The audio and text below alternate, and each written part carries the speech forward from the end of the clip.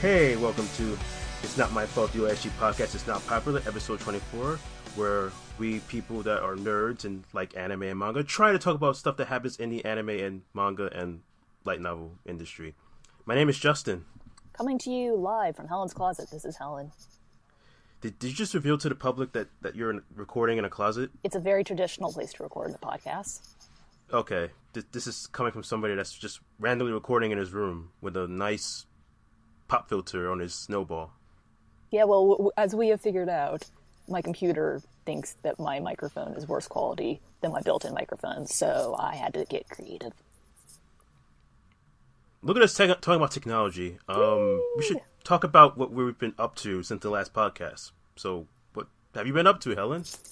Well, let's see. As the resident precure aficionado around here, I caught the first 6 episodes of the new series, Kira Kira a la mode, and it's a 5-person magical girl team this time around, so the first 6 episodes covered everyone's introductions.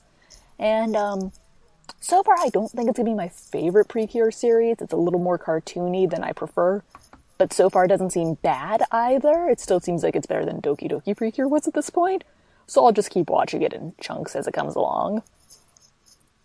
Okay. Doki Doki Precure was really bad, guys. There was like a 3-way split soul reincarnation plotline, and it's as bad as it sounds. Yeah, that sounds like a mouthful. Mm-hmm. Is that all you've been able to catch up with? I also decided to check out like 9 volumes of A Sender's Life from my library the other day, and whoa, 9? Well, they had all of them, but you see the self-checkout machine hasn't been working for the past couple months, so I had to have a librarian check me out. And like 1 volume is just like the busty centaur girl in a swimsuit, and I was like, oh crap, let me flip over to the back so they only see the barcodes, and then the back of the volume is her butt, and I'm like, I can't win. So I've been reading those, and A Sender's Life is really weird. Like, I know it's getting an anime, I think, later this year, so people have a chance to see for themselves. But it's both really cute and really strange at the same time. Yeah, I read the first volume of that. I was kind of bored with it. It gets stranger, don't worry. I don't know. Well, we'll talk more about it, I guess. Try to convince me to pick it back up.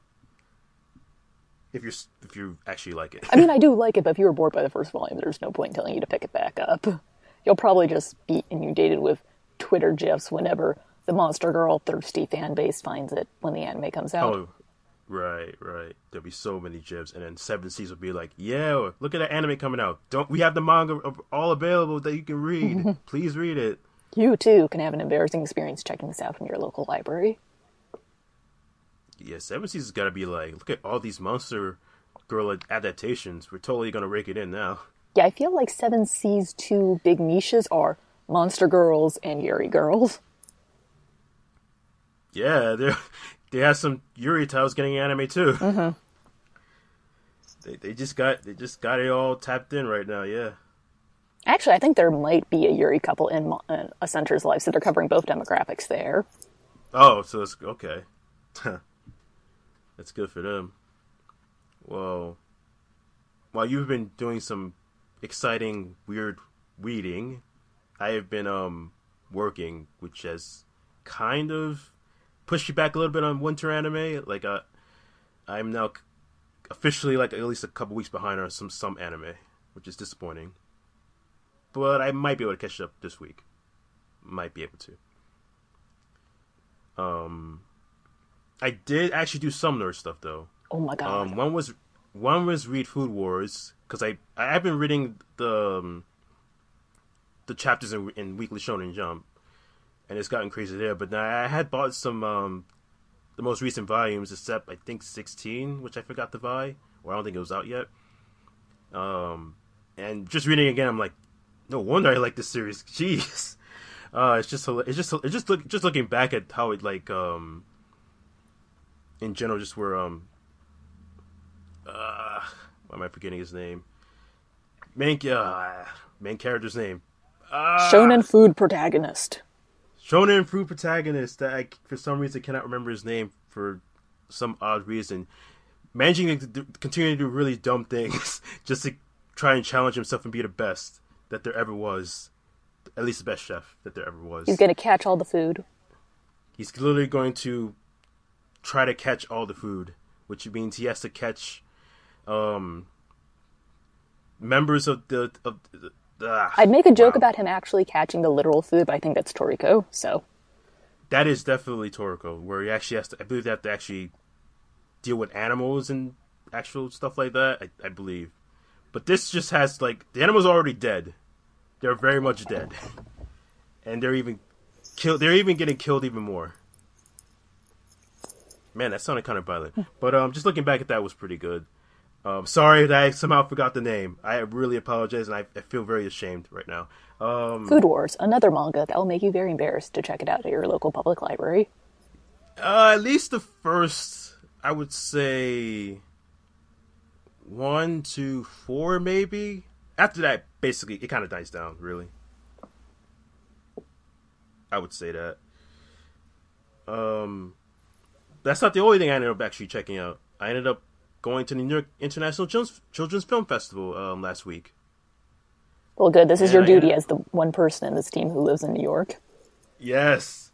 It is kind of my duty to, if there is an anime film, I should totally go see it. No, just no, it was not your name, because your name literally, I bet you your name sold out in like hours. Like maybe 3 hours. Like as soon as they put the tickets up, boom, sold out. Oh no, man, you're making me nervous. I haven't bought tickets for my showing yet. Oh, you haven't gotten them yet? I was still debating if I can run from work to the first showing on Friday or if I need to wait till the second showing on Friday, so... Okay, so one, after this podcast is over, please immediately go to your local theater or site and get the tickets, because it could potentially be sold out. Then yeah, 2, I should probably get back to what I actually ended up watching instead. That would be Ansem and the Magic Tablet. That was not sold out until, I guess, closer to the end, where if you tried to buy it maybe like a week later, it was definitely sold out. So yeah, I ended up seeing that at the Children's Festival. It was, I should say, this was done by Kenji Kamiyama. He's worked on some Ghost in the Shell titles. It was a fun little show. I wouldn't say little show as a movie. It basically like has 2 realities. You have fantasy and reality. We start off with like Ansem, who is the title character. She's a magic princess that's kind of trapped in like a little room. So basically, they live in a fantasy world called Heartland, where they're basically technologically savvy, and the king makes sure that it literally stays that way. So much so that people have to work from sun down to sun up, and then there's going to be another wave of people that have to work from that time to a certain time, to night to the morning. They have to get there at a certain time. So if they're not there at a certain time, they get a penalty, or they basically get like their pay docked, or they get reprimanded, stuff like that. It's kind of brutal in a sense. So it's like working shifts in a factory. Yeah, basically that. Also in that fantasy land, there's this thing that's called a Colossus. It's basically threatening the kingdom. So they're basically trying to solve that, while the princess, she can use she has magic that involves a tablet. She can totally take care of the Colossus, but some people are very fearful of her power. That's why she's kind of locked up in a sense. So she's going to try to take care of this threat. But then she wakes up, and we find out she's a young woman in modern Tokyo, or Japan, I should be more accurate. This modern woman, Kokone, she lives with her dad. This is like a junkhead. He basically is mechanics almost all the time, and he can hardly act. He's very antisocial in a sense. He literally, like, one time, like during the film, the only way he would actually talk to his daughter was do text, do line messaging. And I'm like, dude, she was just right there. What are you doing? I mean, don't disline. That's how we talk most of the time. That is true, but they're literally like right there. Okay.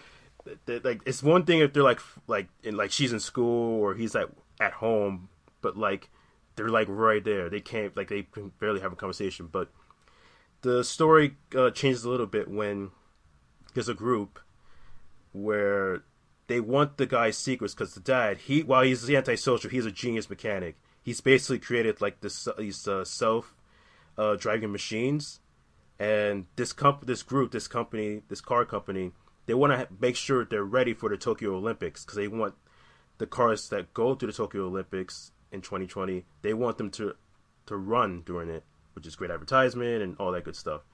So yeah, they ended up tricking him, so he gets arrested, and now Kokoni has to figure out how to save her dad, and also figure out what to do with a broken tablet. And somehow this involves her turning back into Anson, the Magic Princess. So the dreams are a metaphor for real life events, or are they? Yes, or are they? But yeah, when I was there, it was fun. Comedic at times. It's definitely like a kid's thing. That is for sure. I think the only time it gets really dark is more like towards the end, but then it's like, all right, that's still fantasy. So I liked it. I did write a review of it. It'll make more sense than how I'm talking about it right now. I can guarantee you that. But if it does show up in your area, go see it. It's pretty fun.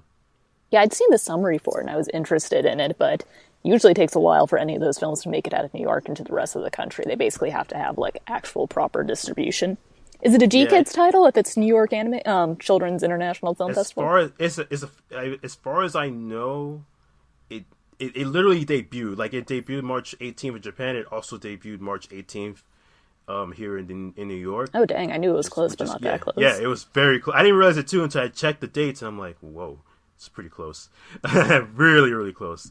I did see I believe they are opening some theaters. I haven't checked it. I didn't check the dates for those, but I know they're opening some more theaters for that. So it might be owned by somebody other than the Children's Festival. I can't say who, but I know it's definitely getting out there. That's for sure. I mean, Justin, you were at the theater. You could have just looked on the screen when they said, the company names on it. No, but it's subtitles, Japanese, so... You can look at the logos. No, like, literally, like, it just said it was literally like a Japanese studio. They didn't say who else had the rights to it.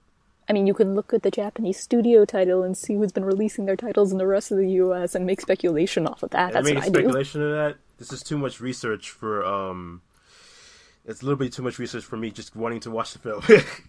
Says the journalist. But just know you'll see it. And go see it. It's actually pretty good. Okay. But yeah, that's literally all the nerd stuff I did. In 2 weeks. Not a lot of nerd stuff. Yeah, I need to fix that, but then work is like work. It's the weekend next week. Yeah. But I'll find a way. So outside of our lives, there has been other nerd stuff going on in the world. Yeah. In fact, there's this one nerd stuff that you actually pointed me out to that I had no idea till you told me. So as some might know, I go to Comic-Con because it's in my area.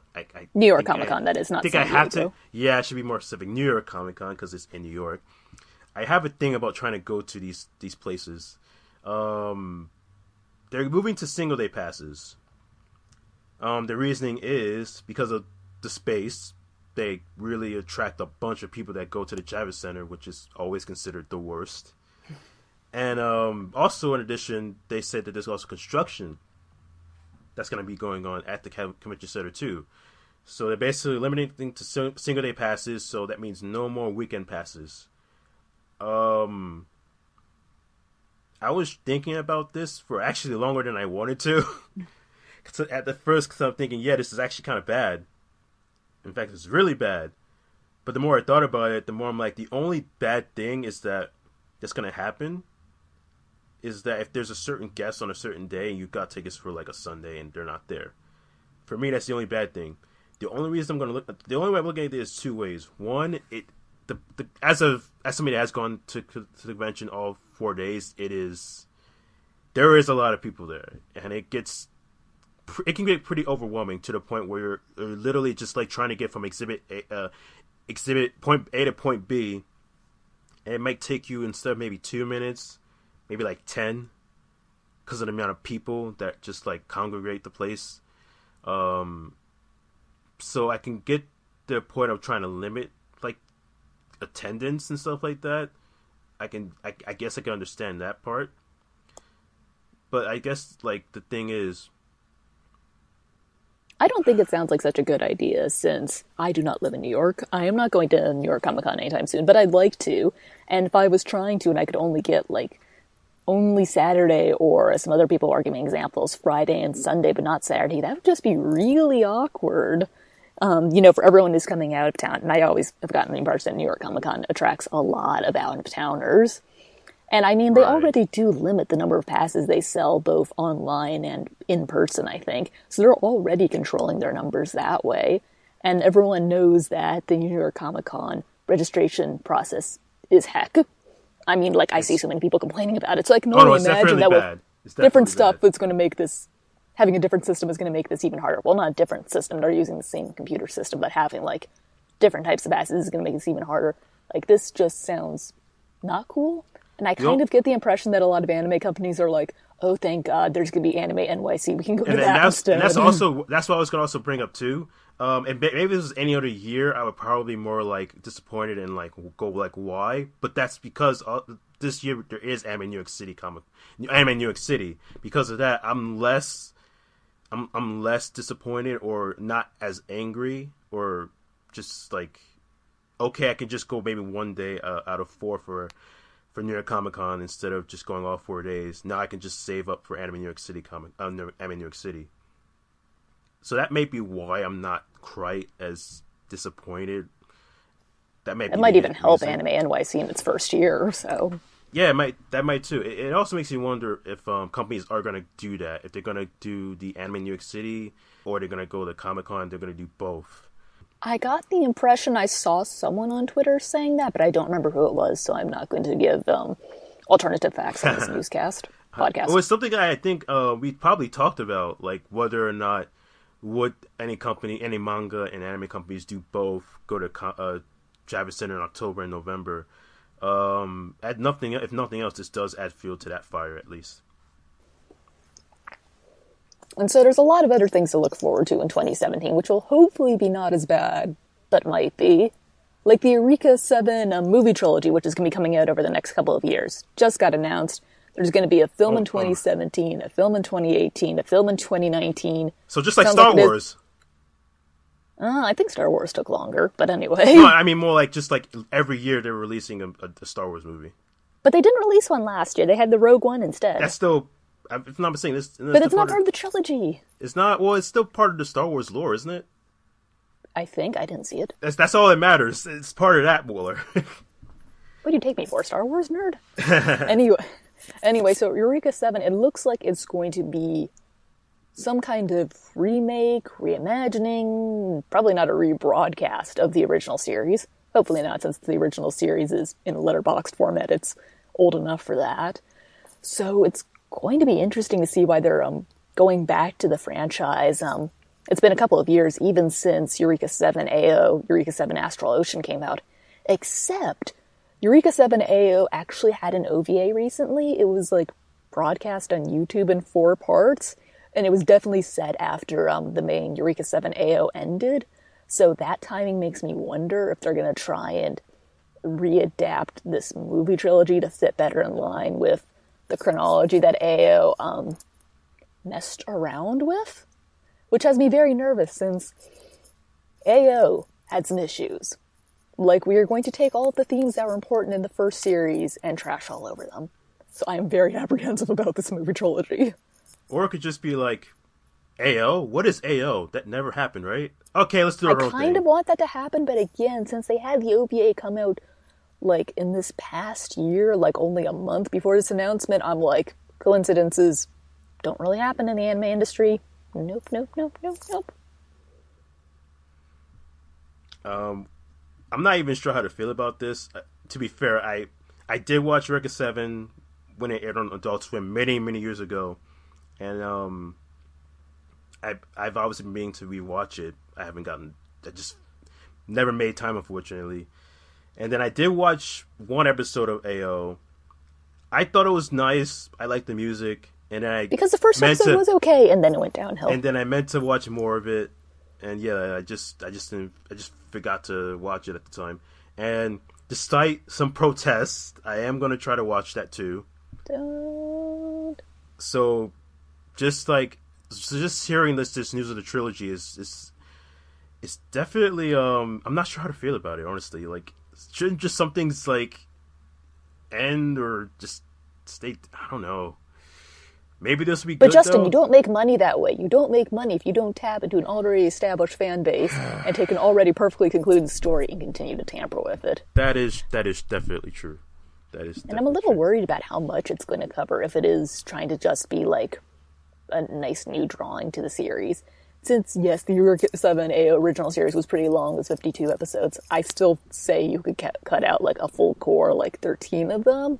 But even that's way longer than a 3-movie trilogy. Like, how are they going to do this? Oh, and we're also not talking about the movie, the alternate version movie of the first Eureka 7. Because I saw like half an hour of that with a friend once at Animazement, and then we had to drive home from that. And I spent the next hour in the car trying to explain to her, okay, this was all wrong. Oh boy. She was like, what? And I was like, no, duh. Oh, that makes more sense. Yeah, but what about, no.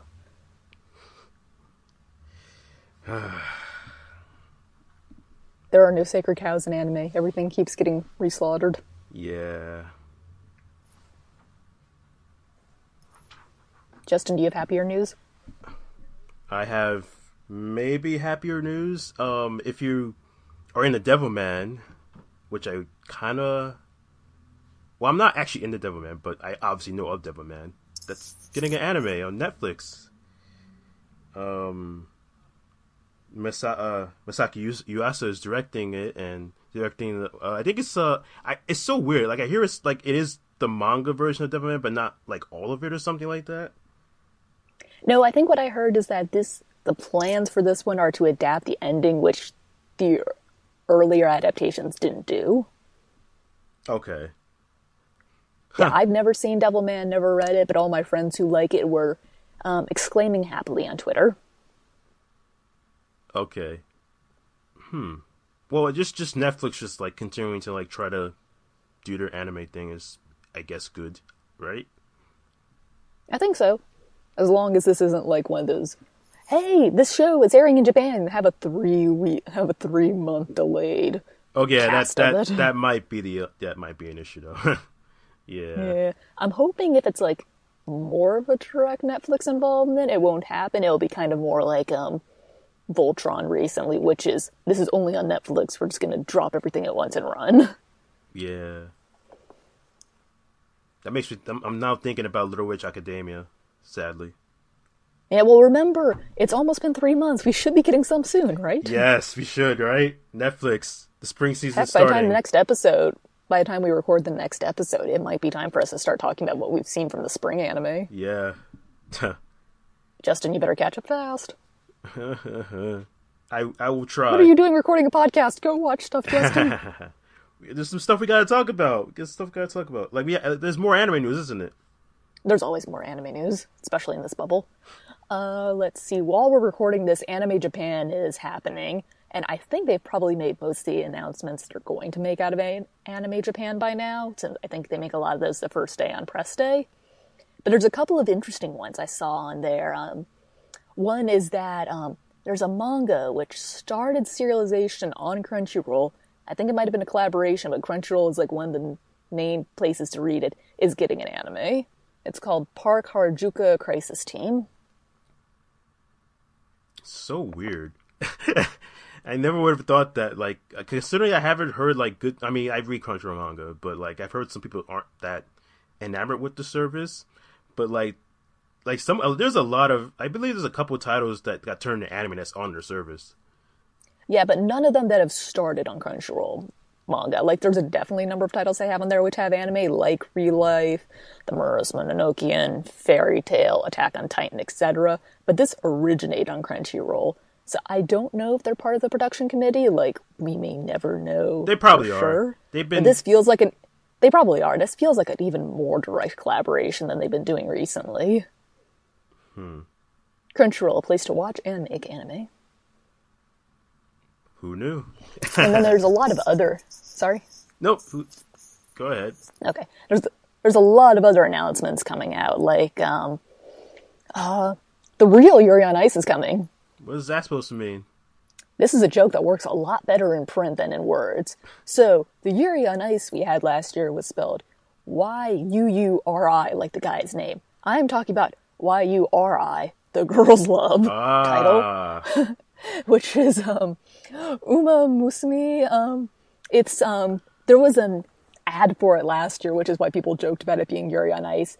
It's I think it was a pachinko game at first, which looked like a combination horse racing / idol raising game, where you have all these cute girls with horse ears and horse tails, racing, being idols, etc. And it is getting turned into an anime by PA Works. Oh. And they're using the same commercial as before, which involves two of the girls doing an ice dancing routine with some very impressive lifts. Okay. So now we're finally gonna get the Yuri on Ice. We're going to get the actual Yuri on Ice, but we still haven't gotten Yaoi on the Rocks yet, so, or Yaoi on Fire. Well, we're gonna get that eventually, I guess, at this rate. Maybe. But yeah, so I have no idea if that's going to be good or not, but I'm just still laughing that it's actually happening. It's so ridiculous. It's like you've combined several cute girls doing X things all into one giant mismatch, and it's like, oh my god. And it's based off a pachinko game. Oh my god. Oh no. It's what?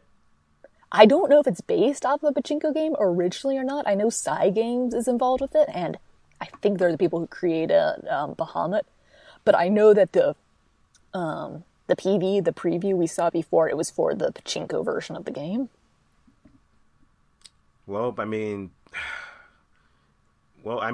you know what? I mean, we could do it on video games. I think there was even like we done card games. I mean, pachinko. I'm pretty sure there's been pachinko. There was a pachinko anime, a pachinko game based that got turned into an anime before. This probably won't be the first. This probably isn't the first, or will be the last. I'm not surprised. Yeah, definitely not the last. It's never the last in anime. It probably won't be any good either. There, I said it. So guys, remember, when this show comes out, remember to fight Justin on his opinions, not mine. I have not given my opinion on it so far. And then one more weird announcement. I don't know if this happened at Anime Japan or not, but given the timing, I think it did. Hulu is also getting into the anime financing game now. But didn't they like get rid of like most of their anime? This is true, which just makes it all weirder. But yeah, they're working with a production company in Japan to make, I think, a 2-episode OVA. It looks kind of sci-fi when I looked at the article about it. It's called The Relative Worlds. So, it's going to start streaming the first half on April 28th and the second part on May 5th, so we're not going to have to wait too long to see what it looks like. So, we'll see how that goes, and sorry to any Canadians out there, you probably still can't see this. True story. They announced, like when they announced Boruto and then My Hero Academia is going to stream on Hulu, I got a PR message telling me to check that out, and I'm like, don't you guys, haven't you guys gotten rid of anime on your site? What's going on here? And then, of course, they announced this anime. Okay, maybe, I'm so confused. Are they in anime? Are they taking advantage of anime? Or are they just it's an opportunity? I'm so confused. But maybe this will work out for them. I don't know. I just keep getting, not ads, but like emails from them saying, please come back, we'll give you a 30-day free trial. So I might have to structure that trial around when these 2 episodes come out so I can see it. Yeah. Since, again, there is absolutely no free service on Hulu anymore, which is just sucky. It's so weird. And yeah, I get those emails too. Anime is weird, but Hulu is weird even by anime standards. Yeah. Speaking of weird, there was a teaser that came out this week. It kind of about the international phenomenon. Whitewashing. That's Netflix's words, not mine.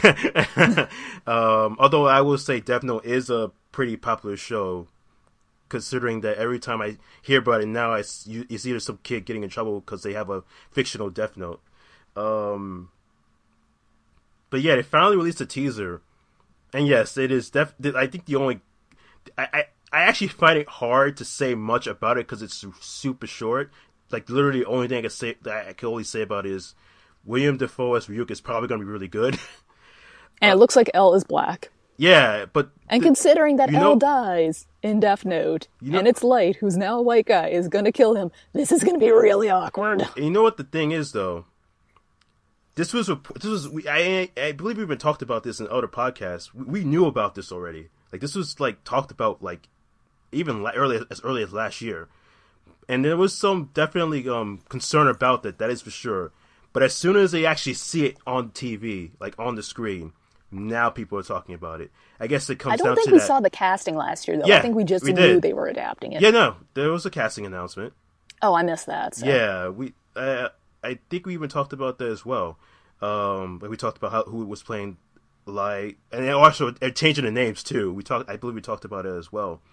But I think just seeing it visually is when people actually pay more attention to it. And it probably helped that it took a while for Netflix to actually like talk about it. Like they said it was come out this year, but it was obviously like when this year. Also, in my defense, I have a really hard time recognizing faces. So you tell me a name, I'm not gonna know who the heck that is. And then I guess the only thing I also say to this point, like, we're doing a little bit of revisionist history with the Death Note live actions, because there have been definitely live actions. Most consider it to be pretty bad. That's why I was like, huh. Like, they're definitely advertising, like, these shows, but it was most people complained about it.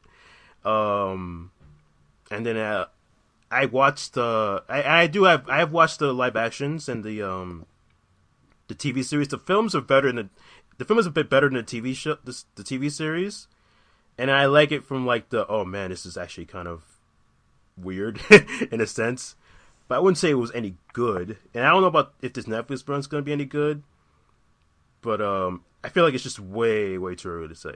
That's just my opinion.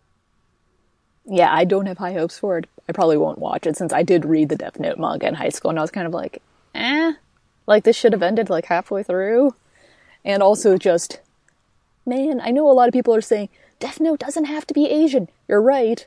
But the fact that they're putting out the dynamics the way they are, and they're releasing this during a week when everyone's like, man, Iron Fist, this could have been better. This probably would have been better. Oh my god. If it wasn't just a whole bunch of white people. It's like, and Ghost in the Shell is coming out soon, and there's some rumors about Ghost in the Shell, and it's like, are y'all stupid? Because I've worked in TV a little bit. I know all y'all think about this. You just, why? It's more like, it's for the people who are working on Death Note, they're like, man, we don't have to worry about no Ghost in the Shell or Iron Fist. There won't be too much of a problem. Then I realized what's been happening. Like crap, we had to pick this time of all days to release this.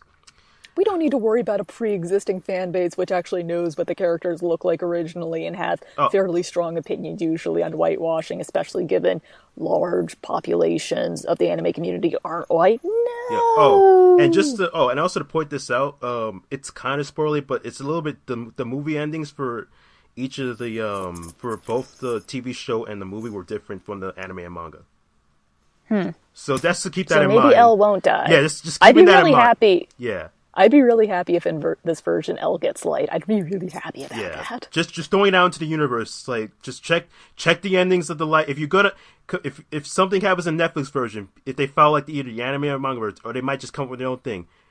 Remember, the live action and the TV series did it differently too. Just throwing it out there.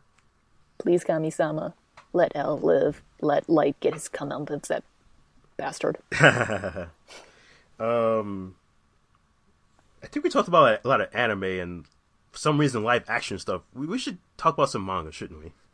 Yeah, especially since that's mostly what I review. and oh my god, you should see the piles of manga to read I've got next to my bed right now. Oh man, the piles of manga in my room it's kind of like, wow.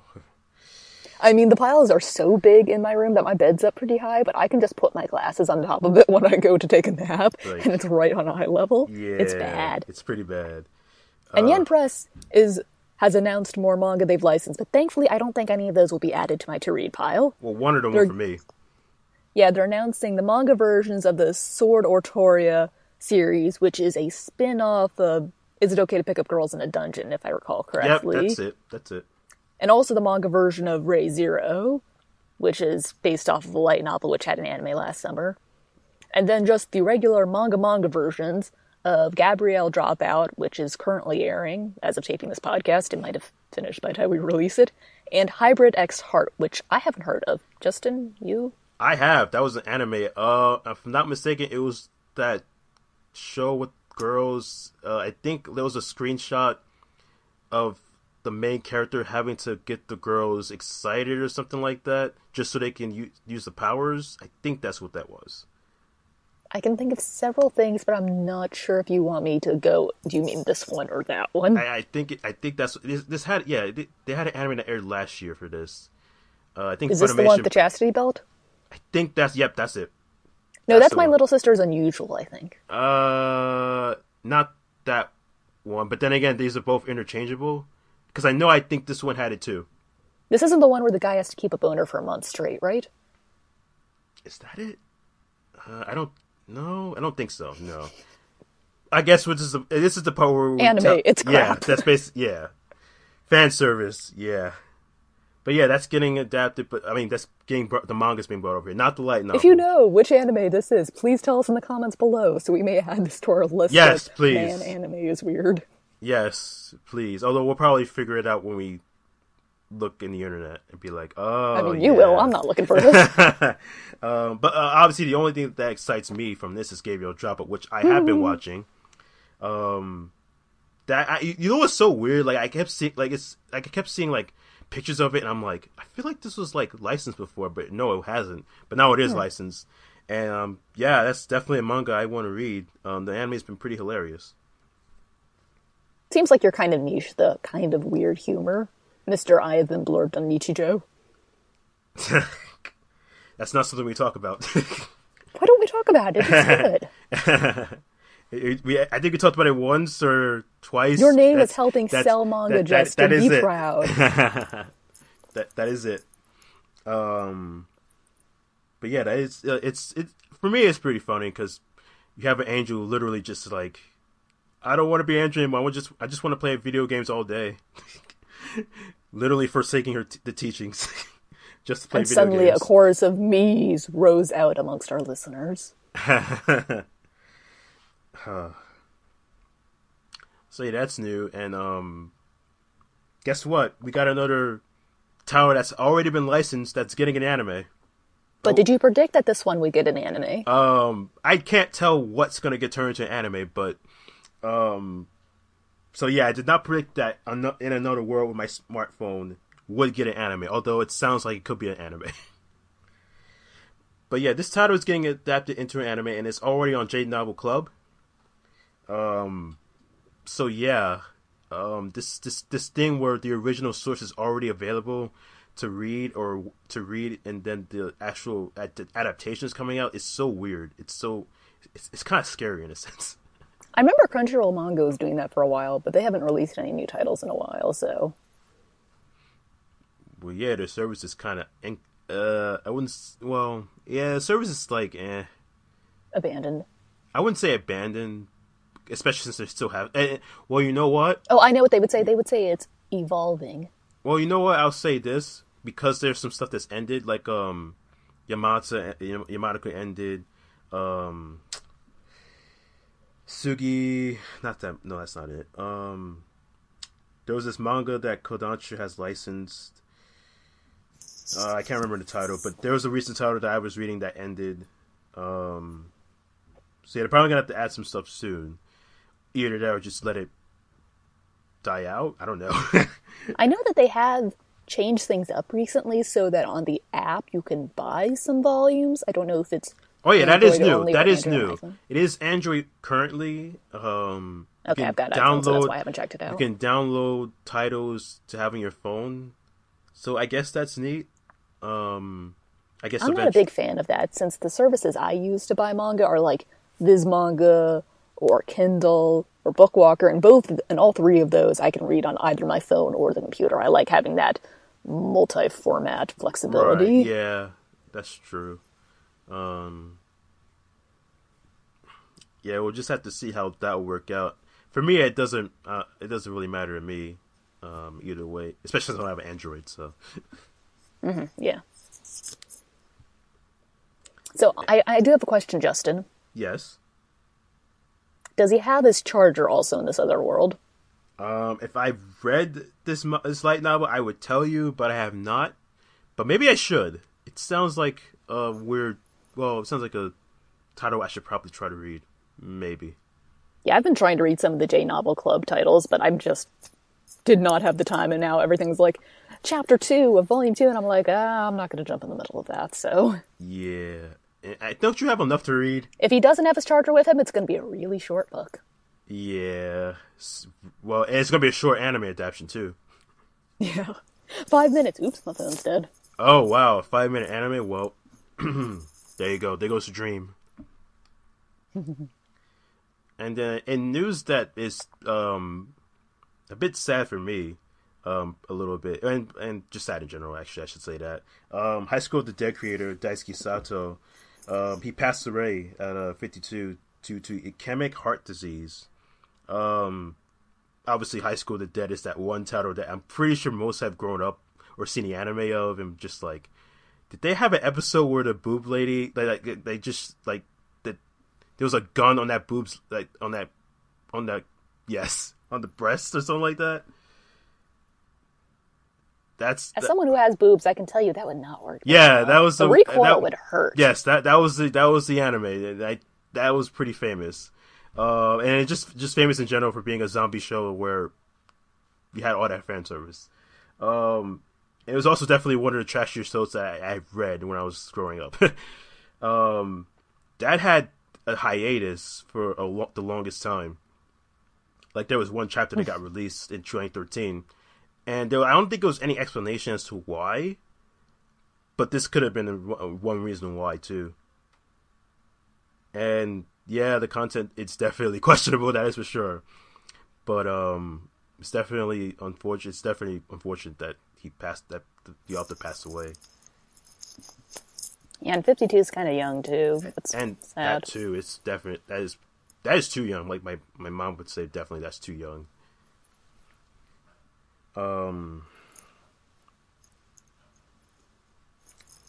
So yeah.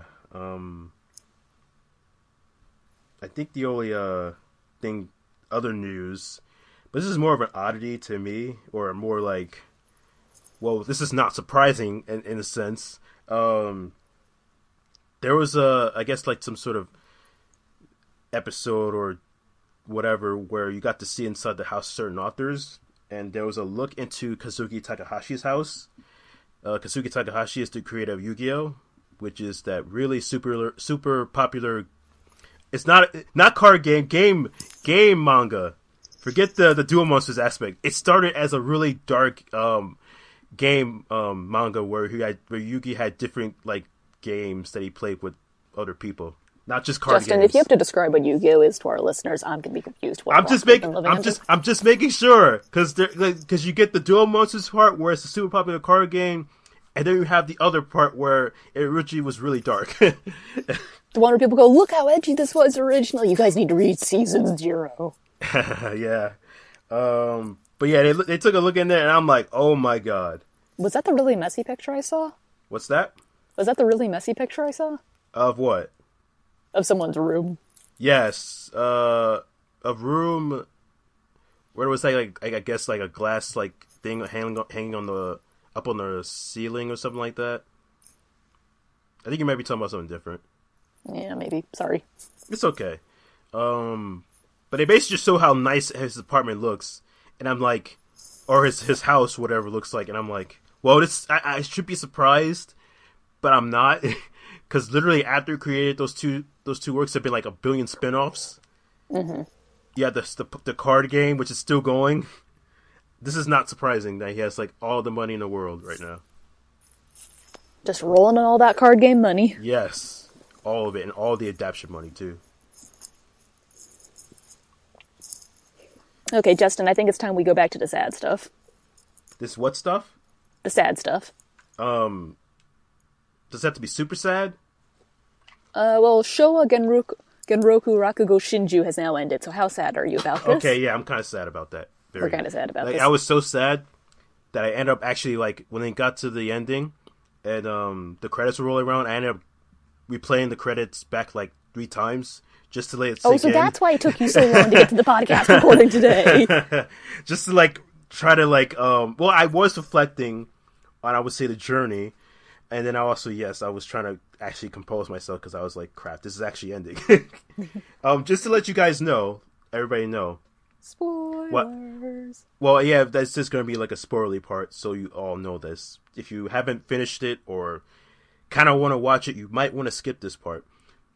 Yeah, we're going to be talking about the first and the second seasons here, so. Yeah, so just letting you guys know. But then I actually like I was watching consistently for a couple weeks until I got to the 8th episode and finished that.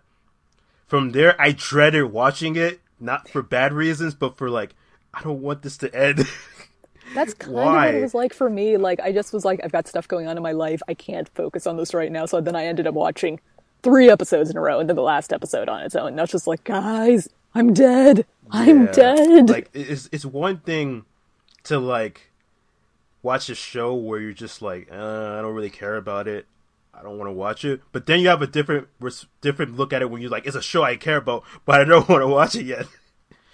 This is a goddamn masterpiece, and it's like, I don't want it to end, and it's pulling at my heartstrings. Yeah. And, okay. Do you want to actually give a description what the show is about, or do you want me, before we tell people, okay, go away? We should probably start with like we should really start from the beginning. How about I take the beginning and you go with the second half of it? Okay, so guys, you can still listen to this part, but after this part, please go watch it. Yes. So basically, the first season introduces us to. Why am I forgetting names? Why do I struggle with names so much? Well, I mean, he does have 3 names, so what name are we going to use? Well, true, but we're starting his first season, so it's Yotaro. Yotaro is yeah, he's the criminal. Yep. Yotaro. The series starts out like that, where it's it's basically an hour, probably in Japan, where the first episode's like an hour. It basically introduces Yotaro. He was in jail, but while he was in jail, he was introduced to Rakugo from a master, and he was so impressed by that he had no choice but to see him, and he basically pleaded with should I just say you could tell? No. Let's just call him Yakumo for the whole thing. Yakumo. He goes through a couple of names, but we'll say Yakumo since that's the name we see him the most with. Yeah, Yakumo. He ends up meeting Yakumo and pretty much begs him to be his teacher. From there, after we get introduced to a couple more characters, we end up going to the backstory and also the name of the title, which is A Suicide Lover's. Well, Showa is the name of the era. Genroku is the name of another era. I can never figure that out. Right. Rakugo is the art, and Shinjuu means a double lover's suicide. Yes. So as soon as you realize that's the title, it's like, oh, we're in some tragedy. Yeah. So yeah, basically that first half talks about Yakumo's backstory and growing up with. It's an extended 10-episode flashback. Yes. And we should mention that Yotaro's story starts in either the 60s or the 70s. It can be kind of hard to pin down exact years in this series. Yeah. So when we go back to Yakumo's early years, it starts in the 1920s or in the 1930s. After World War I, but before World War II. Yeah, so it's somewhere around there. And because probably the early 30s. He was probably born in the late 20s, I'm going to have to guess, by the time we see how old he is in World War II. Yeah. And because I'm struggling with names for some reason today, I'm just going to cheat. All right. So Yakumo ends up meeting Sukiroku. They ended up creating a new form of Rakugo. So yeah, they ended up. Sukiroku apprentices himself the same time that Yakumo apprentices himself for Rakugo. And the difference between the two of them is that Yakumo has been kind of forced into Rakugo. He doesn't really have any other choices in life, but Sukiroku really already adores the form of storytelling and really wants to be a master. Yes. And like Yakumo, Sukiroku is the name we see him most with later in life, but that's not the name they start off with. Here, yes. Don't worry, you'll be able to figure out who the two characters are, because they look like child versions of themselves. Yeah. So then what ends up changing is that they ended up meeting a woman, Miyokichi, and at first, it starts off Yakumo wants to focus on his Rakugo. He doesn't want anything to do with her, even though it was pretty clear he liked her. But then at some point, this ended up leading to Sukiroku taking on Miyokichi. Kind of in a hate sex thing. Yeah. And basically the first season ends with Miyokichi, Sukiroku, and Yakumo fighting, and that also leads to Sukiroku and Miyokichi's deaths. Now Well, that's where the flashback ends. That's where the flashback ends. So basically the first season ends with Yakumo having to take care of not only Yotaro, but also Konatsu, who he had ended up raising himself. And that's when the second season begins. But it doesn't actually start exactly. It actually starts out like a couple years after that. Yeah, as a point of clarification, Konatsu is the daughter of Sukeroku and Miyokichi. She was there during her parents' accidental deaths, and both Miyokichi and Sukeroku had no family, so Yakumo has to take her, and you can't leave a poor 5-year-old out by herself to defend for herself in the world. And the framing for the first season has been that Konatsu is still living with him, so Yakumo is spending this one really long night recounting this entire story to both her and Yotaro. Yeah. And so then the second season, so more spoilers now, guys, kicks up about 10 years later, where Yotaro has been performing. He is now Rakugo Master, and he has inherited the name Sukeroku.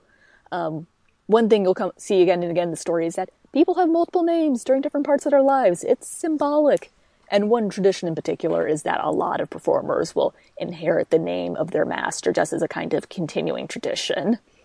And so the second half of it, which again starts in probably the late 70s or the early 80s at this point, keeps going forward as we see Yakumo continue to age. He has still all these regrets about his earlier life, especially with Sukeroku and Miyokichi dead. And he's going through all that, all the while Yotaro and Konatsu are actually becoming a couple and starting to form a family. They have this absolutely adorable child who looks exactly like his grandfather. Yeah. Shin is just adorable as a 5-year-old. And we see a lot of things there, and we see more forces about should Rakugo change, should it update itself so it continues to be performed in the modern day, with new stories, since traditional Rakugo hasn't changed in about 400 years. Should it change, or should it stay the same? Which ties in a lot to Yakumo's own life, since he in some ways has become very possessive and kind of wants Rakugo to die with him, and even goes so far as to try and sort of die in one of his performances. Yeah. I don't know if that was entirely the point or not, but the Shinigami comes out when he's doing the story Shinigami, and it's like, oh my god, oh my god. Yeah, that was pretty freaky, especially when he just collapsed like that. And then he actually does die. We actually do spend an entire episode with Yakumo's journey through the spirit world into the afterlife, yep. Which is very emotional. And oh my god, Justin, that episode killed me. Yeah, and then it's good, but it's like that. The kind of catharsis that comes when something really good happens, but you kind of regret something had to end. Yeah. And that's not actually the final episode in the series. The final episode is another 15 or 16 years later. Yeah. So at this in point, modern times, essentially. Yeah, at this point we're into either the late 2000s or the early 2010s even, going by people's cell phones, since the only way you can even try to date stuff in this series is by the few pieces of technology that show up. Yeah. Since we see the characters so often in the Rakugo theaters, in traditional clothes, it's surprisingly difficult to figure out what decade we're in. Just so few things seem to change. So the series ends with that, and we now see Shin, again, Sukeroku's grandson, Konatsu's son, beginning to perform Rakugo as, not as a full master, I think, but pretty close. He's a fifth generation. Yeah, and we can see that he's just how his Rakugo is going to go. We never get a full performance out of him, but we can just see the influences on him and the pressure he has. And it's a fairly satisfying ending. We also see his sibling, Koyuki, I think. Yeah. Who is very much Yotaro's daughter. It's Yeah, adorable. it's really adorable. Yeah. And we have it's a fairly satisfying ending. We see that Yotaro had waited until Yakumo died to start performing new stories, so that Rakugo is continuing to evolve. We hear at the end that they have plenty of performers. It is going to continue to survive, which is great. Yeah. But I do have two more than quibbles about the last episode. Do you want to get to that now or a little bit later? Like, just do like a summary, or you want to do a summary first? Let's get to the quibbles later at the very end. Let's not ruin the rest of the show with those yet. Okay. Well then, yeah. How about that second season? Jeez. Oh my god. It's like the first season has so much emotion going through it, a really well done character arc that would have been a complete story in many places. And then the second season just adds several more decades onto it as we see Konatsu struggle with herself a little bit about if she, a woman, should perform Rakugo as well, with Yotaro and Yakumo to a lesser extent debating if Rakugo should change or if they should remain adhered to tradition, watching it decline in popularity, and Yakumo watching how his more traditional form of Rakugo especially is becoming less popular, while Yotaro's more boisterous, comedic Rakugo still has some followers. So I feel like it's kind of like a masterpiece theater-style anime. I'm totally going to actually start showing it to my mom next time I see her. You gotta start. Oh, that's pretty cool. I mean, the way I got into anime was I found my mom watching Spirited Away on the computer once, so... Oh, okay. Yeah, the first season, it's you know what's weird though for me, like the first season was good, and then I thought the second season started out pretty slowly, especially considering like when they jumped in time, we had to figure out, wait, what time are they in now? Yeah. Like what's going on here? When did you get officially married? Is that kid playing a Game Boy or not? Yeah. What decade is this? Yeah, but then the more they went back into Shigeroku's like early points, and also into Yakumo's early background when he was actually playing the Rakugo as growing up, and they had that one episode where they showed him very very young and playing doing Rakugo. I started liking the season even more than the first season.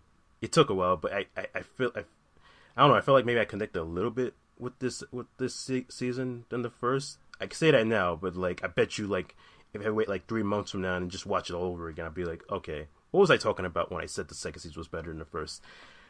But maybe it's because of the tragedy of it all too, or like how it starts out like slowly. Like you even when like the opening, when you watch the opening, you know it's something like, whoa, crap, this isn't gonna end very well, is it? Mm-hmm. I mean, you get that feeling in the second season as well, since if you watch the opening, you'll notice that there are a couple episodes where there's one visual change to it, and that's a sign for, crud. Yeah. But I definitely like the second season quite a bit in its own way, since one of the things that made me kind of sad in the first season was that we do spend 10 episodes on a flashback just about Yakumo and Sukeroku and Miyokichi, and I really wanted to see more of Yotaro, since I really liked him a lot, and the second season gave us plenty of time with Yotaro and Konatsu. We got their character arcs here as well. So I was really happy that the story then kept going forward. Mm-hmm.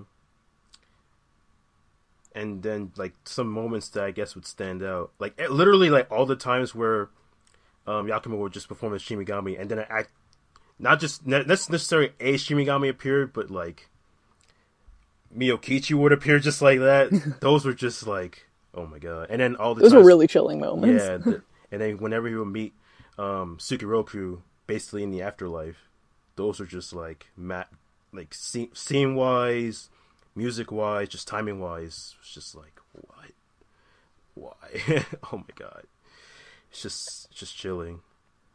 And this show does a surprising number of Rakugo performances. Yeah. A lot of them in full, some of them mostly in full throughout the series. And as someone who's never heard Rakugo before, I found them interesting. I really liked hearing the voice actors do all of these different characters while being a character performing in a show, the layers to that.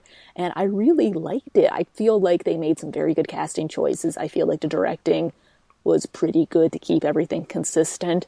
And it really made me buy into this, not sport, but this kind of storytelling I had no idea about before. Just kind of how, like, Chiaifuru made me really buy into this card game sport I'd never heard of before.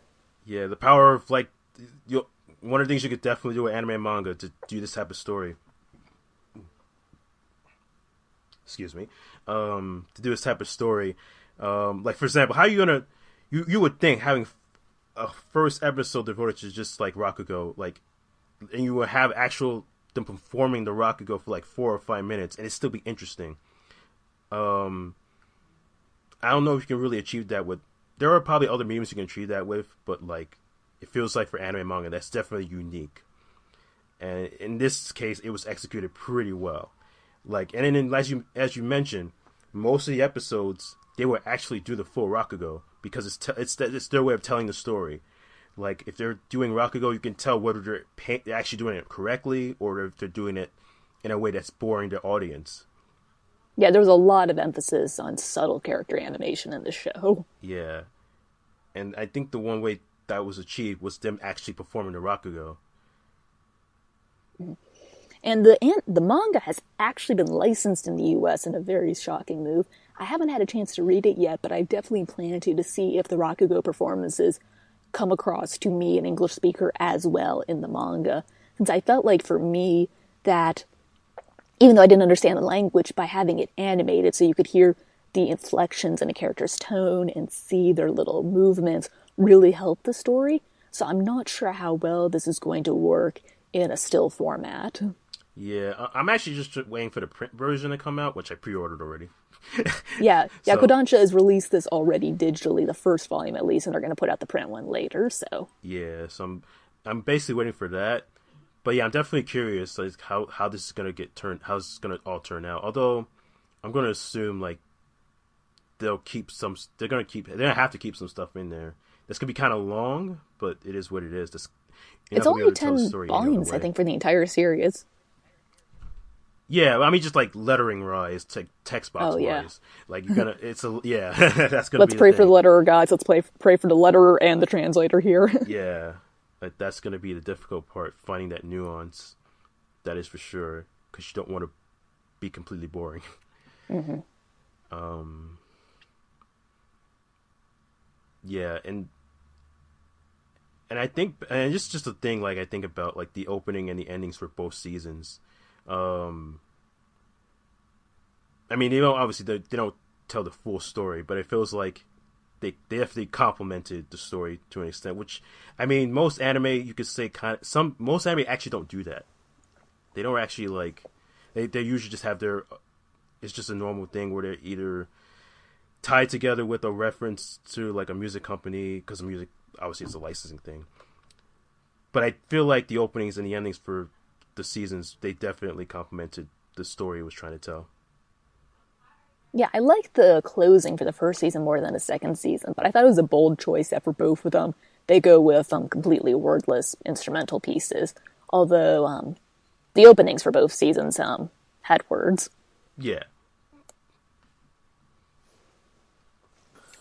I'm trying to remember, do we have an anime license for this yet?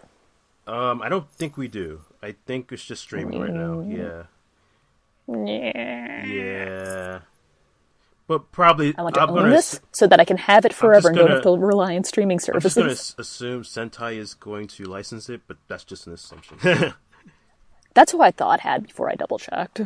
It seems like it's very Sentai licensed, doesn't it? Yeah, since they sometimes do the really niche titles and just put out, like, I'm guessing a smaller print run of them. And I'm also thinking, I believe they've licensed a bunch of Dean titles too. That's why I'm thinking they'll get it at some point.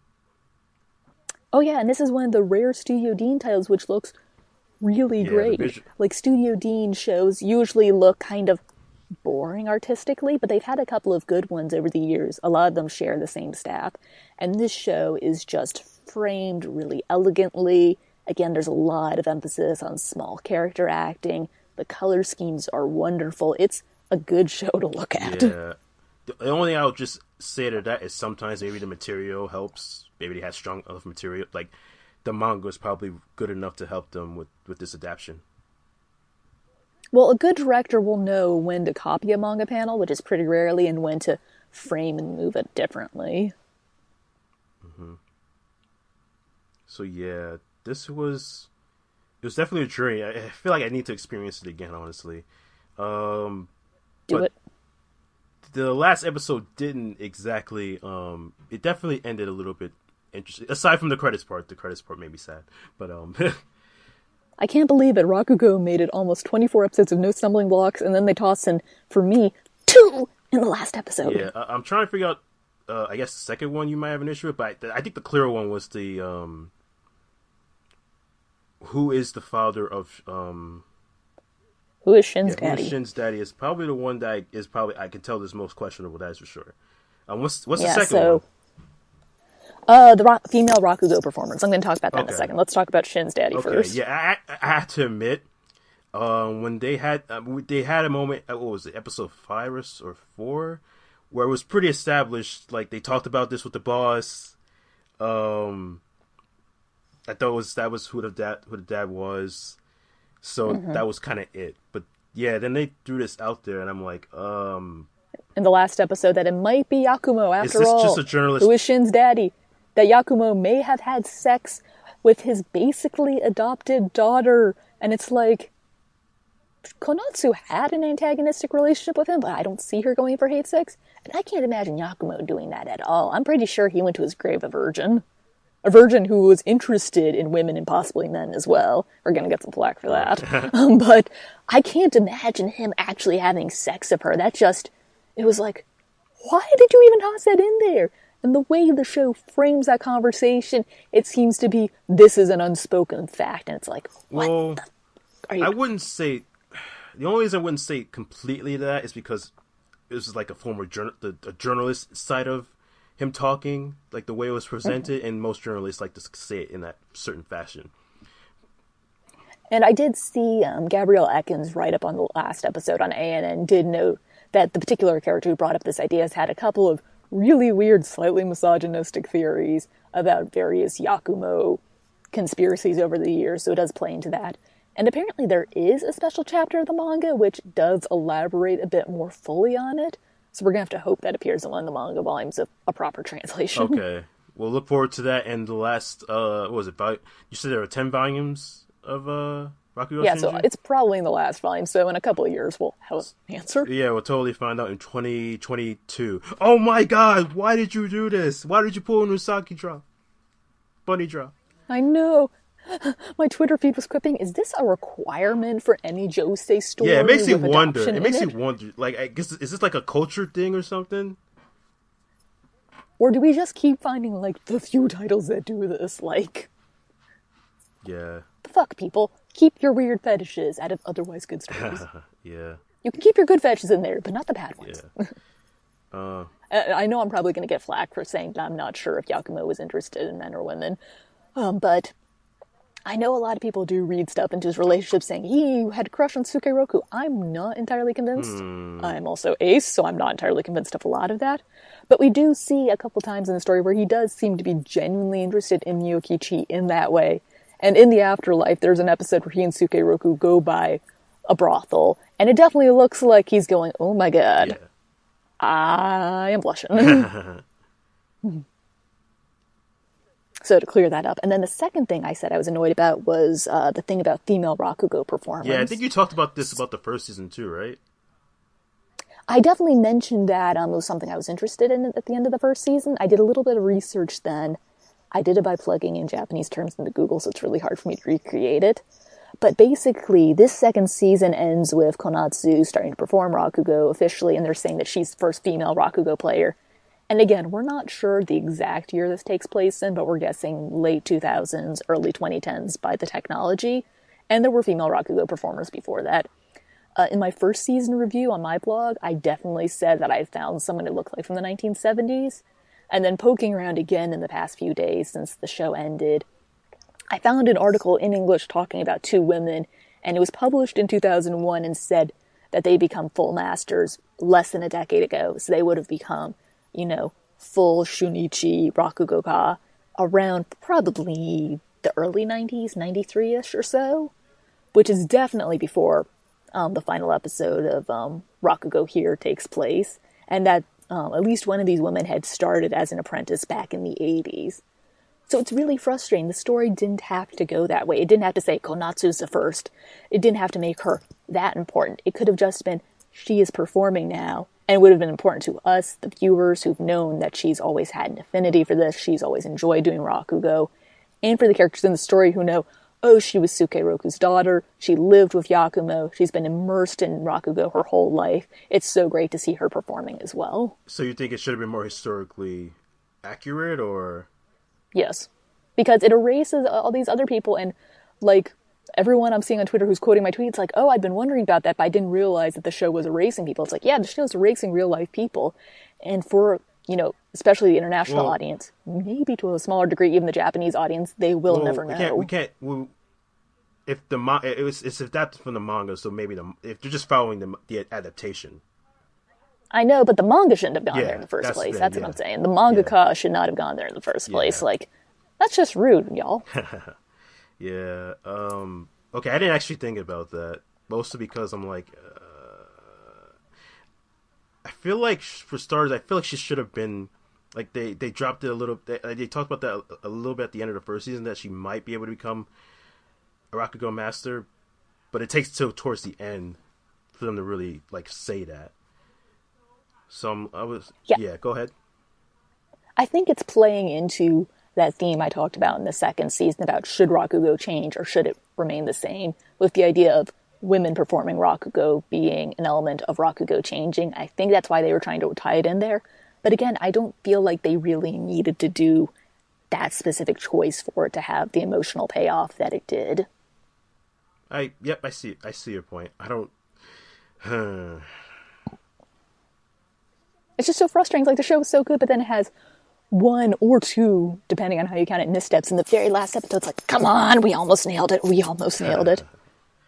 And I also had some disagreements with the series where Matsuda, who has been this retainer to Yakumo's family for his entire life, he's 95 when the series ends. Yeah, that's crazy. He explains to Yotaro and the journalist in the second season that actually it wasn't quite Yakumo's fault that Sukeroku and Kyochi died. It was actually an altercation that escalated, and Konatsu was the one who accidentally pushed them off the balcony. And so they decide to never tell Konatsu that. And I do have some disagreements with that as well. I wish that they... you know what? I was thinking about that too, and I'm fine with them not actually mentioning that. I feel like I would like them to know that, her to know that, especially since it's been so many years since Yakumo's death, and she may have started to guess it on her own, but I would have liked just that one last thing. You know what? Don't be so antagonistic to this guy. He didn't actually even do that. You know what? He didn't actually even kill your parents. When they both talk to each other, when she talked to Yakumo in what was it? I think it was episode basically the afterlife. 10. Yeah, I think it was 10. Probably. Yeah, I think it was either 10 or 11. When they talked, the way they were talking to each other, it made me wonder if she suspected that he was lying this entire time.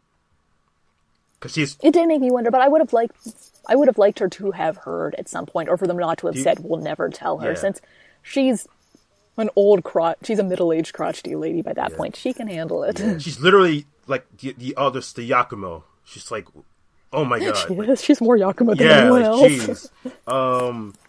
She's probably doing stink eyes into her old age. Yeah. The only thing is, I feel like I've seen this thing in anime where, most, I would actually be more a little bit broad in some shows, most shows where there's obviously this big secret, and then it's supposed to be kept really secret, but then they show it in the end, and it's just okay, it's nice. I'm not really.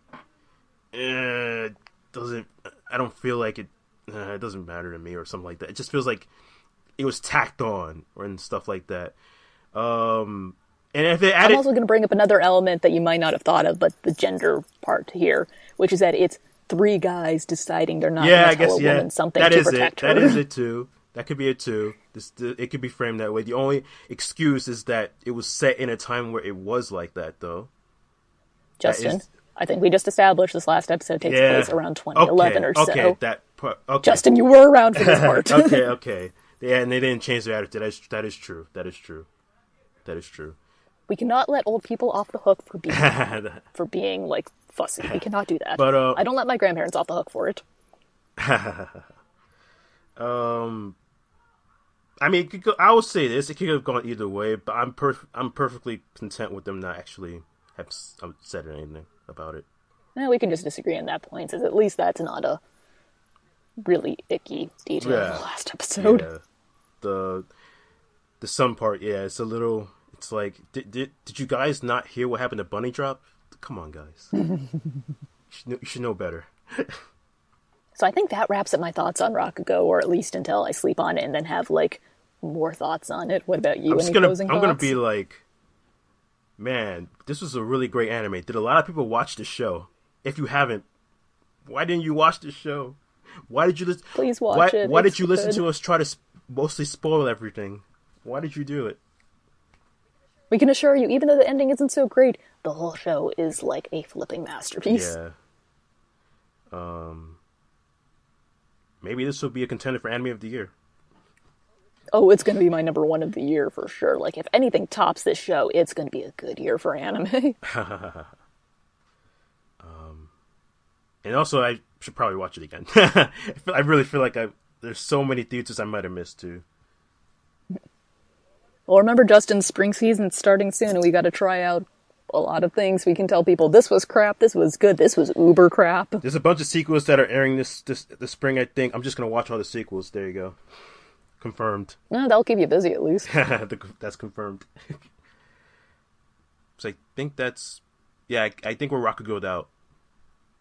Yep, I am Rakugo'd out. So, you guys should follow us on social media so you can hear us if we have any last Rakugo thoughts. You can follow the show and the website at TheOASG on Twitter. That is also the website's name, TheOASG.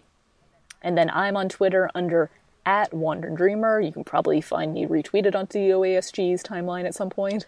I am Justin under Kami Nomi, Kami_Nomi, which has something to do with the world God only knows. There you go.